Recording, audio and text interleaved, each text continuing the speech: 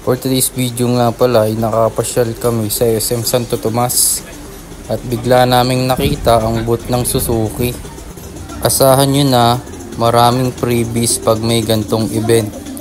Sobrang dami ng motor na naka-display. Kung may bala kayong bumili, mag-inquire lang kayo sa mga staff, baka may mga discount pa. Pero ito talaga yung pumukaw ng attention ko, yung Suzuki Hayabusa. Grabe, super laki ng makina. Hanggang pangarap na lang siguro to.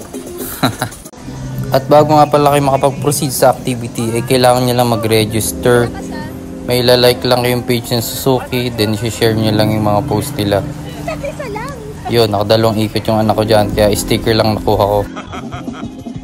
Dito nga pala sa part na to ay mukha lang madali, pero mahirap din pala. Pinagtatawanan lang ako ng asawa ko dyan, no? Isa lang yung nakuha ko dyan. Tapos may photo booth pa. So sa part 2 yung iba pang video.